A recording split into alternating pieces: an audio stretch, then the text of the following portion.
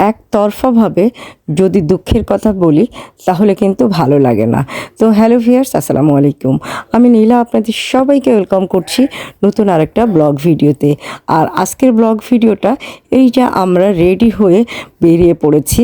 তো বাচ্চার পরীক্ষা শেষ, অনেকে অনেক জায়গায় ঘুরতে যাচ্ছে, আমরা খুব বেশি দূর ঘুরতে যাইনি। আমরা চলে গিয়েছিলাম রমনা পার্কে। তো আমি গিয়েছিলাম, আমার মেয়ে গিয়েছিল, আমার ছোটো বোনটা গিয়েছিল এবং আমার মেয়ের বাবাও গিয়েছিল। তো আমাদের আজকের কাজ ছিল আমরা একটু সাজুগুজু করে ছবি তুলব, রমনা পার্কের ভিতরে একটু ভিডিও টিডিও তৈরি করব এবং একটু ঘুরে বেড়াবো আর একটু বাদাম খাবো। বাদাম টাদাম খেয়ে খানিকক্ষণ সময় পার করে আমরা বাসায় চলে আসব। তো যাই হোক, আজকে আমরা কিন্তু সবাই যে যার মতো করে সাজুগুজু করেছি এবং এত সুন্দর করে সাজুগুজু করেছি।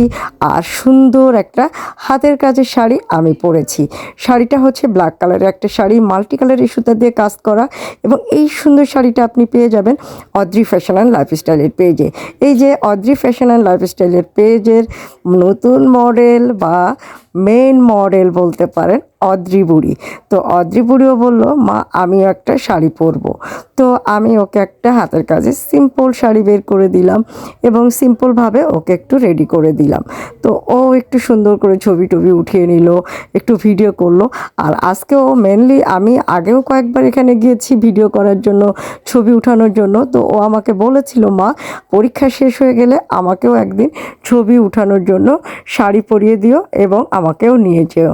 তো ও শাড়ি টাড়ি পরে খুব খুশি হলো এবং একটু ছবি উঠিয়ে নিল, মডেলিং করে নিল। আর সাথে ছিল আমার ছোট বোনটা, ও হাতের কাজের শাড়ি না, ও একটা জামদানি শাড়ি পরেছিল। তো আপনারা কিন্তু জামদানি শাড়িও আমার পেজে পেয়ে যাবেন। হাফ সিল্ক জামদানি শাড়ি পাবেন, অরিজিনাল জামদানি শাড়ি পাবেন।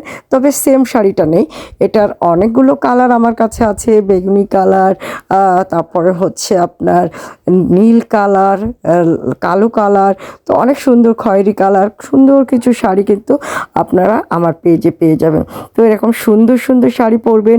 সময় সুযোগ পেলে পরিবারের সাথে কোথাও ঘুরতে গেলে অবশ্যই সুন্দর একটা শাড়ি পরে চলে যাবেন, দেখবেন মন কিন্তু অনেক ভালো হয়ে যাবে।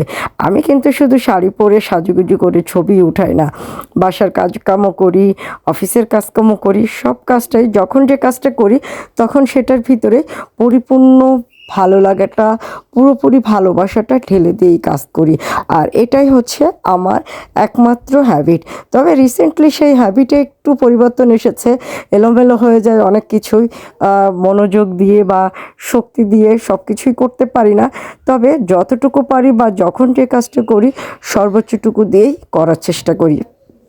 এবং রান্নাবান্নাও আমি অনেক বেশি করতে পারি না বা করার সময় সুযোগ হয় না। তবে মাঝে মাঝে কিন্তু রান্নাটা একসাথে 2-3টা রান্না বা একটা রান্না করে ফেলি। কেননা আমার রান্নার ভিডিওর একটা ইউটিউব চ্যানেল আছে, মাই মমস কিচেন ছিল, যেটা হ্যাক হয়ে গিয়েছিল। এখন শুধু মমস কিচেন পাবেন এবং আমার একটা রান্নার পেজও আছে।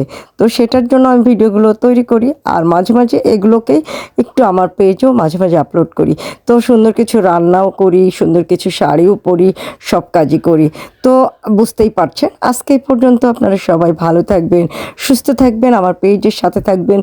কাউকে যদি কিছু গিফট করার প্রয়োজন হয়, সুন্দর একটা হাতের কাজের প্রোডাক্ট আপনি কিন্তু গিফট করে দিবেন।